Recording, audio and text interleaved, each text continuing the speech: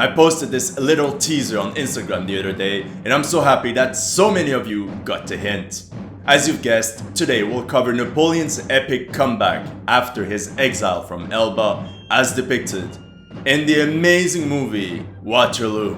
Welcome to History Legends, and as always before we start, this is not whether the movie is good or not, but all criticism is aimed at you understanding what actually happened. Don't forget to check out my unique veterans book, link in the bio, my merch, or the military art in the back. All the links in the bio.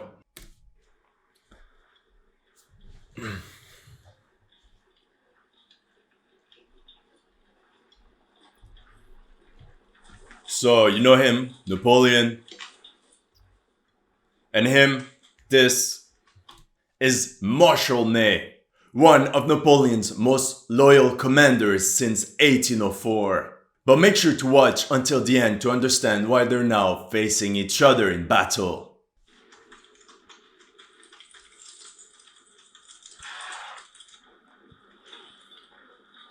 Take a look at the landscape.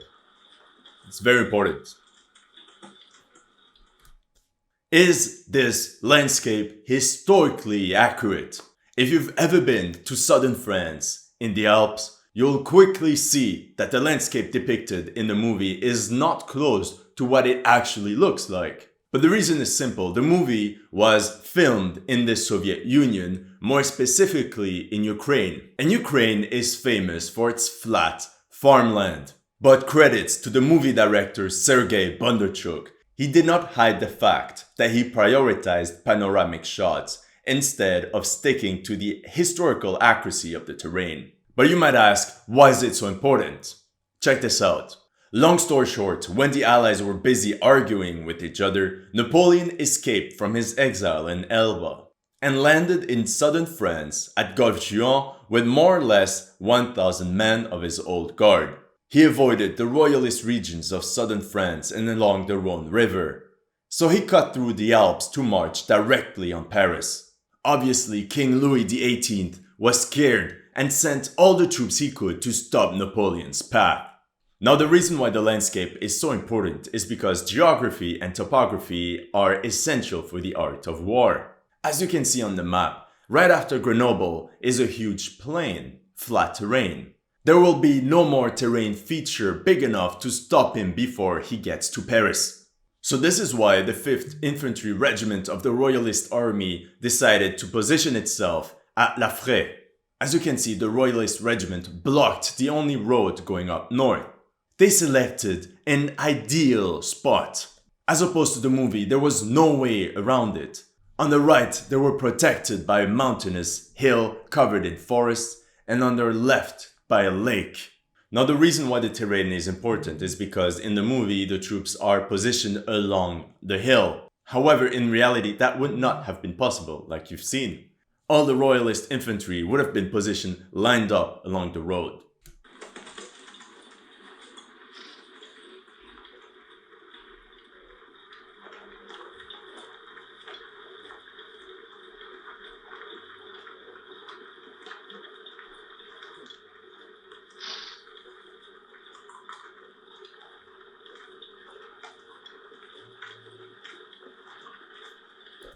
Okay, this scene is pretty legit. When Napoleon's troops saw the royalist regiment blocking the road, Napoleon marched ahead of the column and decided to talk to his enemies. What you have to understand is that Napoleon was a master gambler. He had no other choice but to do this move. It was a risky but calculated gamble. The reason is simple. If he managed to convince this regiment to join him, that would mean that he could convince other regiments to do the same thing, and thus have the support of the French army, which was essential for him to gain back power. However, if he couldn't do this, his task to regain power in France would be much more complicated, and might as well die now.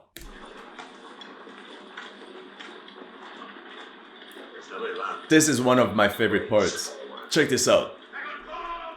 In this part, you clearly see the difference between the veterans of the old guard with their white hair, their used-up uniforms, and facing them, the young soldiers of the royalist army with brilliant unused uniforms. In just a couple seconds, Sergei Bondarchuk explains the entire situation.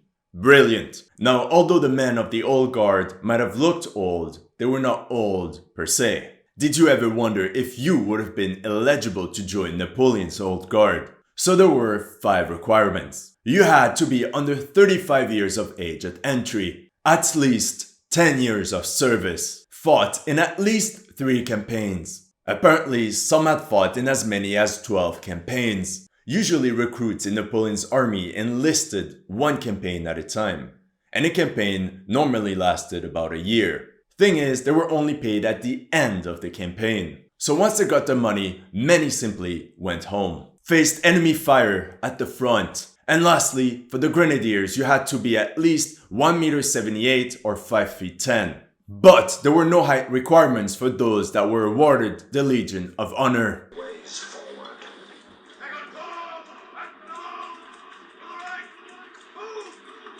Listen to this beautiful clicking noise. Magnificent. You feel that this movie is realistic, no CGI.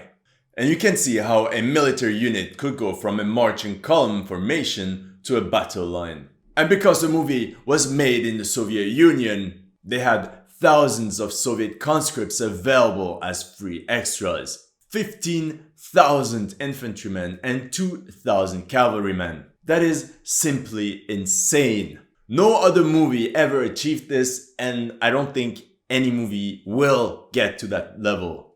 But not only that, 2,000 of these extras were trained in how to load and fire muskets. You need that many people to be able to reenact Napoleonic battles that had hundreds of thousands of men. And the good thing is that these extras, these conscripts, are all young and fit as opposed to a lot of modern reenactors. And there's another thing. This event takes place in March 1815 during spring. And Sergei Bondarchuk made sure to add this rainy weather feeling, these muddy roads to the terrain, to add this layer of realism. And you can compare what you see in the movie with the actual roads that Napoleon had to walk through.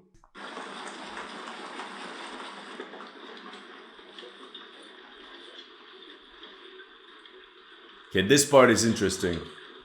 You can see why people thought that Napoleon was short. Of course, you always see him next to giant grenadiers with long hats, and that made him look tiny in comparison. In reality, his height was average or even slightly above average for the early 1800s, as Napoleon measured 1.68 m or 5'6".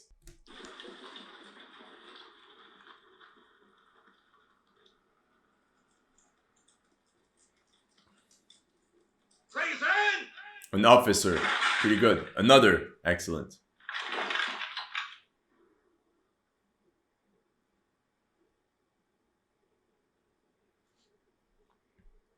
Every time I watch this scene, I'm amazed at how good it looks, but there's something that bugs me. So on one hand, you can see what a regular Napoleonic army would have. You have your cavalry, your line infantry, your cannons. It's all there. But don't you feel that there's something off with the way these troops are positioned? Now, before everything, if I look at the uniform of the line infantry, it's close enough, it's spot on. Not everything regarding the looks is well done. The uniforms are accurate, the cannons are accurate, it's all there. But it wouldn't be a History Legends video if I wasn't picky. Okay, let's analyze this. If we look at the center unit, we can see there are 50 men in the front row and there are 3 ranks. So 45 men. If you count the officers and everything, you get about 50 men. The problem is that the smallest unit for a French Napoleonic army was a company, and that was about 100 men. So I don't think there would actually be a gap between these 2 groupings. It should be one group of 100 men together. So again, Bondarchuk said, I want to prioritize panoramic shots like this one. I get it, it's beautiful. But if we take a closer look, the way the infantry is positioned is relatively useless. It should be a a massive line to have as much firepower as you can at the front. But now take a look at the cannons. The artillery is literally placed at random within the infantry. It's so impractical for so many reasons. First of all, artillery pieces were grouped up in what we call a battery of 6 cannons. So when they all fire at the same time, their firepower is combined in one area. But it's also because they would have a commander, and if your units are spread out along the battlefield, it's just too hard to send your orders. So it's simply easier to command all your crews from one location without having to run around, especially with all the noise of a battle. And lastly, because a battery would have an ammunition train right behind. So if they need more cannonballs, they simply walk back, grab what they need, and continue firing. Because in this scene, we can clearly see that there are no cannonballs near these cannons. Okay, let's move on.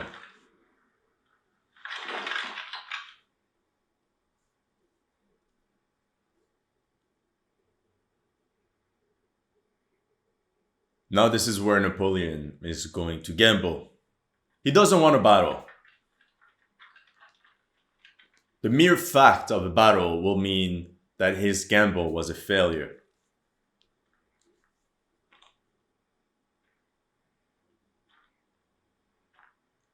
But I love this scene. It actually happened like that. And the way it's filmed, without saying a word, we understand that he was stressed. The anxiety, it's very well done.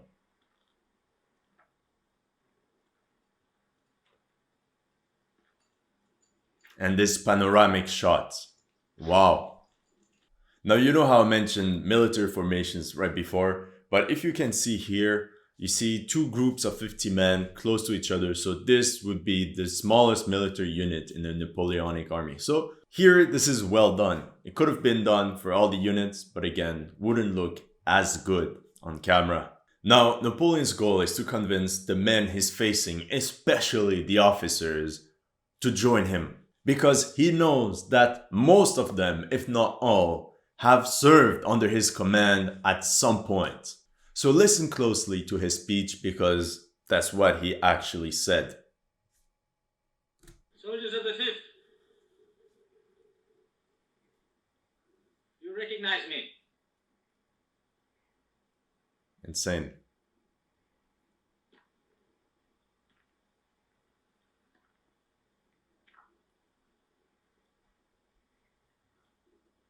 If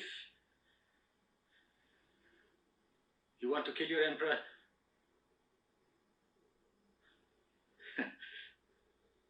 here I am.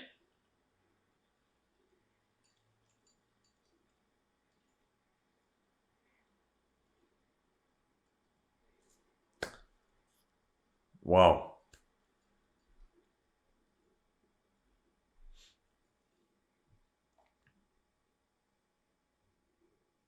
Fire!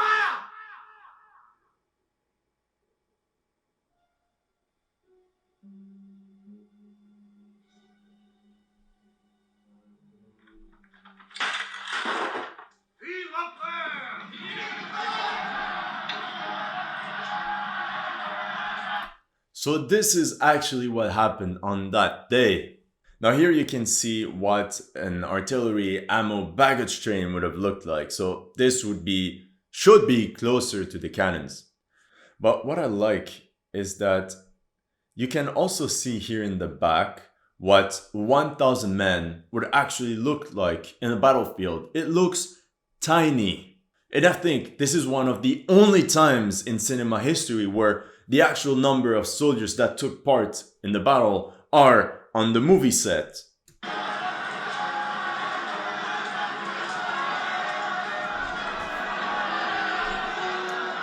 Must have been an exceptional moment. Imagine you're a line infantry guy and you see the emperor next to you. But the situation is now complicated for Marshal Ney. Actually, this entire scene is historically inaccurate. It never happened. But I still love it. But before I tell you why, here's what actually happened. This encounter at La Fraye took place on March 7th, 1815, about 1 week after Napoleon landing in southern France. However, there's one problem with this scene. Marshal Ney was still in Paris at that time. After Napoleon's exile, he became one of Louis XVIII's most trusted commanders. And Marshal Ney promised to bring back Napoleon to Paris in an iron cage. So like we see in the movie, on March 7th, the 5th Royalist Infantry Regiment joined Napoleon. The following day, another regiment joined Napoleon. Now 1 week later, the French king was starting to get anxious. So he sent Ney and 6,000 men to stop Napoleon once and for all. So this scene is historically inaccurate because it's a mashup of two different events. But I understand that for movie purposes and the flow of the story, why it was done. In one scene, it summarizes everything that happened from a political and military standpoint in March 1815. It fits and it's perfectly done.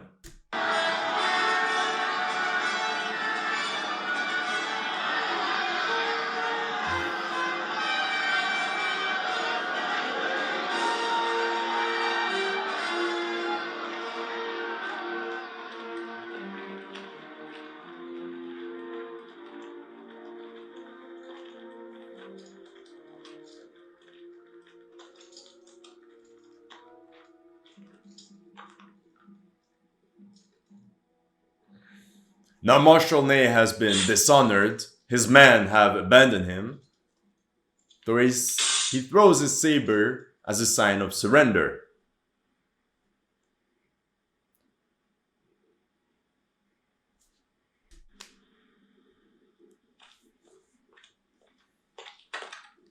Now Napoleon is thinking what to do. Accept his surrender or...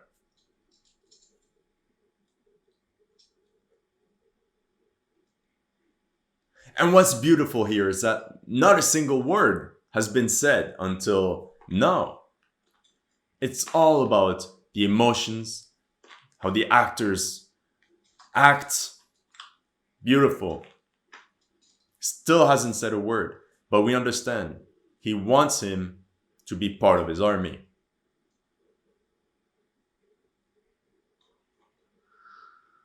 Follow me to Grenoble. Exactly.